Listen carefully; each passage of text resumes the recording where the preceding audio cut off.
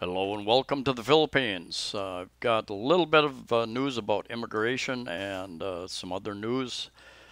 And I thought it was important enough to put out this fairly short video, cover some of that.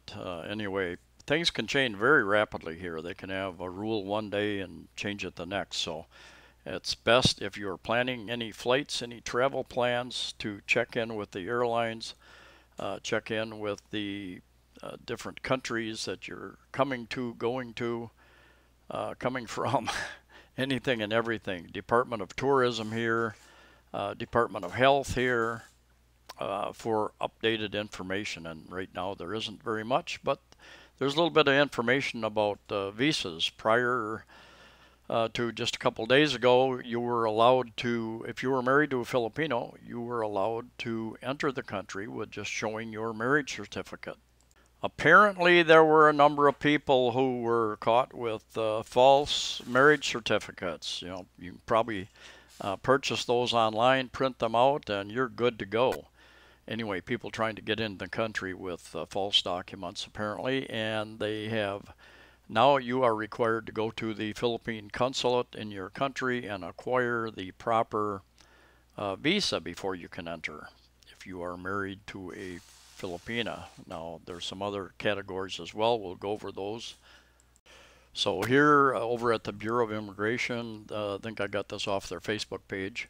Effective August 9th, the following shall be allowed to enter the Philippines: Filipinos, foreign spouse, and minor children of Filipinos. But you now need to have the proper visa in order to do that. Children with special needs regardless of age of Filipinos, foreign parent of minor Filipinos, foreign parent of Filipino children with special needs, accredited foreign government international organizations. Most of you do not fit under there. Foreign airline crew member, foreign seafarer with 9C visa. Most of you don't fit under those categories. A couple of weeks ago, they came out with a statement that anyone with a permanent visa could enter the Philippines, and cause some confusion because people were calling the immigration departments and consulates and getting different answers. The SRRV, the senior retirement resident retirement visa, would surely come under that category, you would think. And yet I was told by a number of people that they called the immigration. They said no, they're not issuing those. They're not allowing those in. Anyway, now they finally, a couple weeks later, have come out with a list of what is actually the different types of visas that are allowed. So pretty much, if you have the marriage visa already, I know many of you are in the process of getting one or thinking about it. So if you have the 13 category visas, and then it gives a list of other ones here too, that would qualify for entering, and it all is upon compliance with the IATF conditions, the interagency, the agency that's dealing with this virus presently under the Department of Health. Additional requirements for arriving foreigners: you must have a valid and existing visa at the time of entry, with pre-booked accredited quarantine facility, with pre-booked COVID-19 testing provider.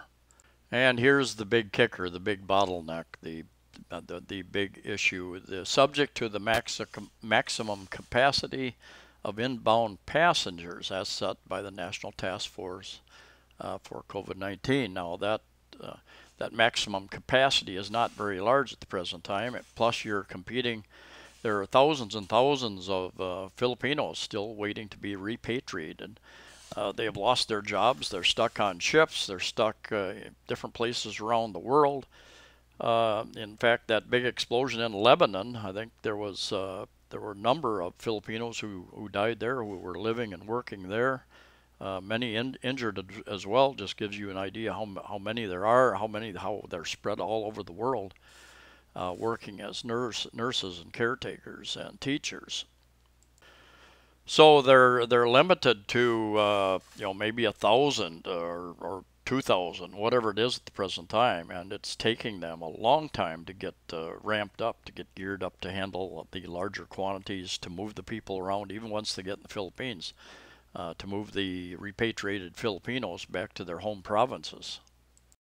With very few ferries running and not very many flights running yet, so nobody knows yet when they're going to start allowing the tourist visas to come again. Pangalao Island, just on the south end of Bohol, a big diving resort area down there. They've had an article come out saying that they're hoping to open back up to international tourists in the last quarter of 2020. So October, November, December, I'm guessing it'll be later in the year if they do.